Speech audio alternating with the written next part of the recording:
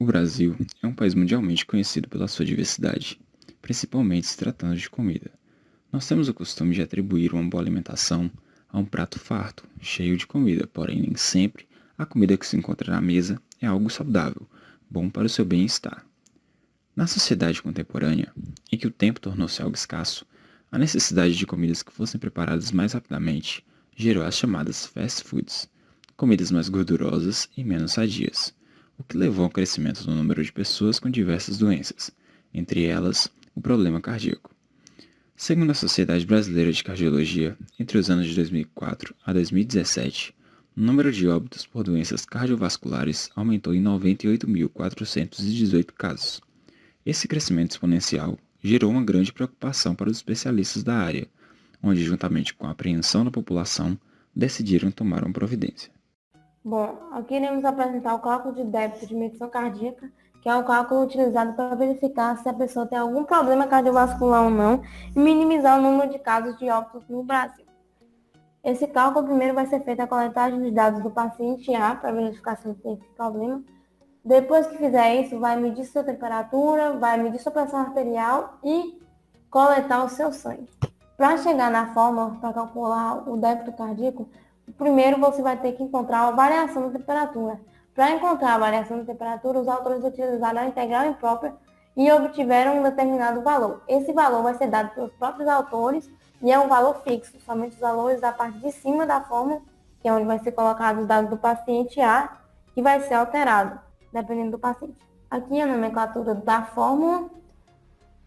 Você já pode começar agora a atribuir os dados do paciente A, em que TC é a temperatura do corpo do paciente, que equivale a 36 graus Celsius. TS é a temperatura da solução. Essa solução aqui ela vai ser dada pela pessoa que está fazendo a coletagem de dados do paciente A. O volume é o volume dessa solução, mais o sangue coletado do paciente. E o R é o erro de correção do resfriamento, ou seja, quando esse volume for tirado do seu local de conservação, do local de resfriamento, vai haver uma perca desse resfriamento. E esse valor aqui vai ser o valor do cálculo que foi feito para verificar qual foi a quantidade dessa perca de resfriamento.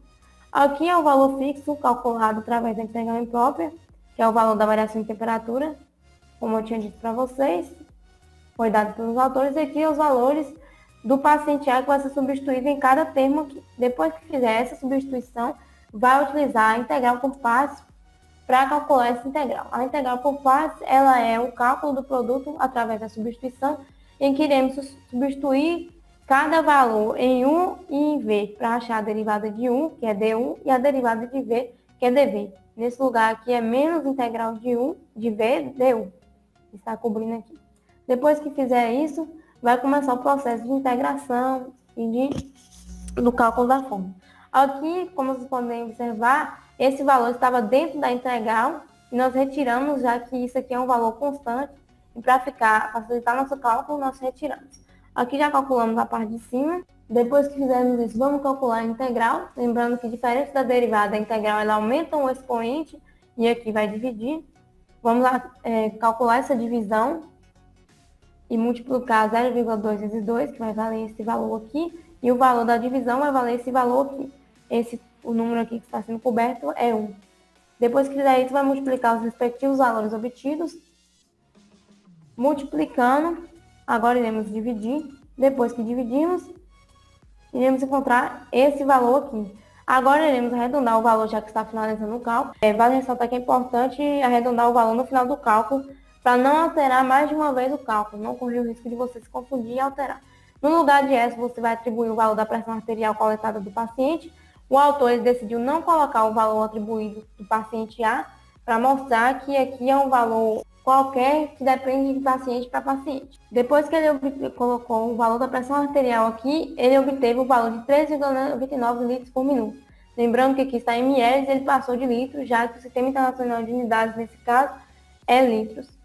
E o paciente ele não se encontra com nenhum problema cardiovascular, já que para a pessoa estar com algum problema cardiovascular ou com a possibilidade de ter, ela tem que, para ela estar normal, ela tem que bombear cerca de 4 a 5 litros de sangue no corpo por minuto. Se caso ela estiver bombeando isso de maneira acelerada ou lenta, provavelmente ela vai estar com algum problema cardiovascular. Você deve estar se perguntando, mas afinal, para que serve isso? É bem simples.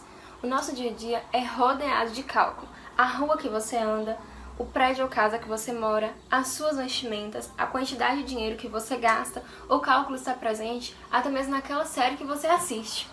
Esse exemplo foi uma das formas de demonstrar, de você perceber que sem o cálculo e sem a integração por partes, não teria uma forma mais rápida e eficaz.